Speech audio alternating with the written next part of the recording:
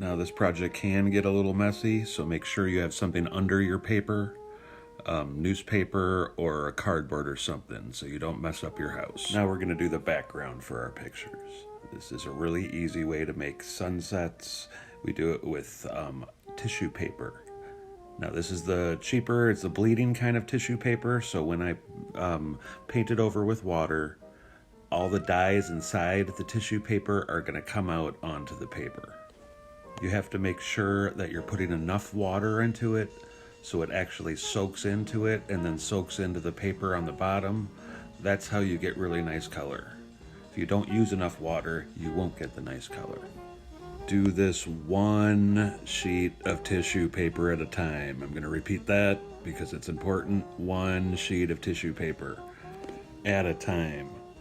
It is okay to put one tissue paper down at a time in different spots on your paper and then hit them all with water afterwards. But we don't want big clumps of tissue paper together because then it'll never really soak through and the colors won't come out on the paper as well. As the dyes start to come out of the tissue paper with the water, they will start to mix with the colors next to them and you'll get some colors you never expected.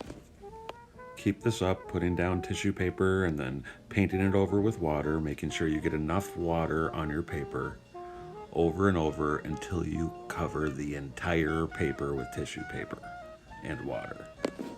I know you might be tempted to pull up some of the tissue paper to see the colors you get, but resist that temptation because you get the best results on this if you just let it dry with the tissue paper right over it.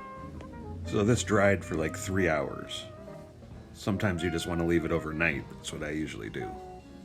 After it's dry, I carefully take the tissue paper off, or I just shake it off in the garbage. If you have a big garbage, you can do that, but be careful if you're at home because this stuff does make a mess.